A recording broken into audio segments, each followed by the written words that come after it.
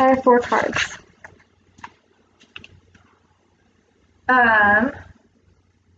My claim is to prohibit e-cigarettes and vapors in the state of California.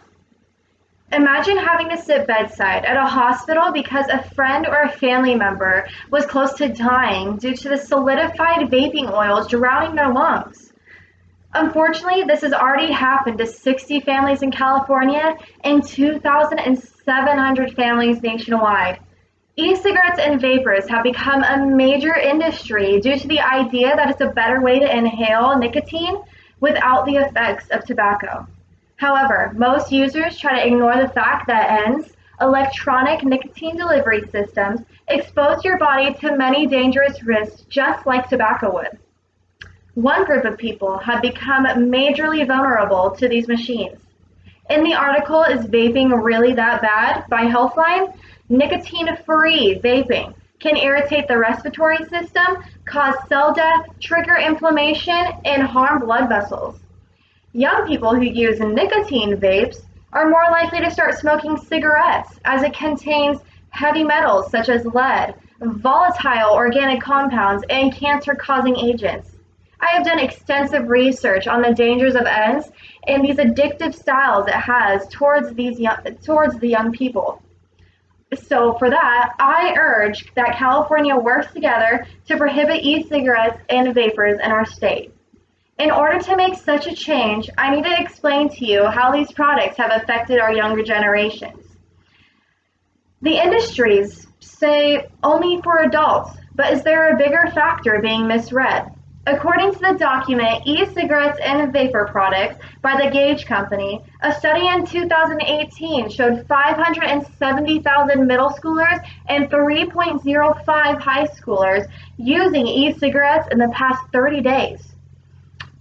Another article from the New York Times says that the Juul company says for adults only all over their website, but with the flavors mango, cool mint, fruit medley, and creme brulee, it has been shown to attract kids more than adults. Who over 25 is looking for creme brulee as a part of their smoking experience? And just as one of my observations, many vape products come in different colors, which are known to attract kids as well.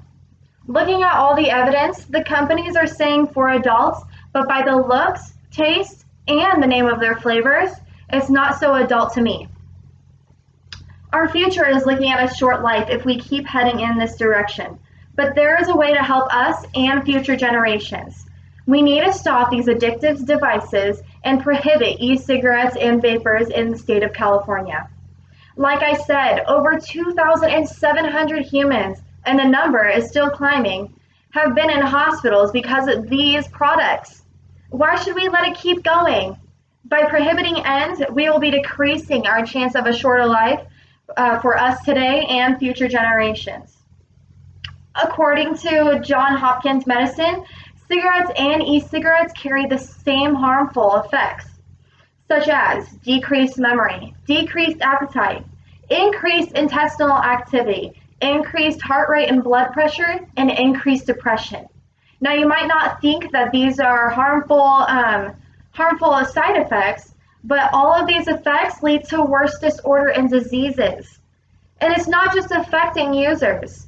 E-secondhand smoke is less toxic than cigarettes, but it is still an air-polluted form that contains nicotine, particulate matter, and volatile organic compounds that are at concentration above recommended levels. And states are already taking action. The Washington Post published an article talking about how Maryland has banned disposable e-cigarettes, which are accessible to the young due to how cheap they are, $8 to $11.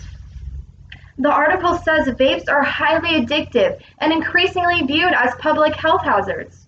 Now, some might argue the common sense argument, my body, my right. However, the number of diagnosed with vaping-related lung illnesses are not the only ones praying for their normal lives back. There are family, friends, and loved ones that are in distress and anxiety because of the actions that they have took. They're watching their sons and daughters lie in a hospital bed. This proposal can change our state in a positive way. Imagine not having to deal with future sons and wives or future sons and daughters with genetic disorder and brain damage because of the action that we have taken early on. We as a country do not even know most of the harmful side effects ENDS creates, and we won't know for decades. So no one knows what we're putting into our body. In conclusion, for us to have a better life for ourselves and family, as well as to stop the vaping diagnosis and deaths, we need to prohibit e-cigarettes and vapors in California. To support this movement against e-cigarettes and vapors, contact your state senator or assemblyman. Don't put yourself in a position where you have to sit bedside or even be in the hospital bed. Do something about it and take action.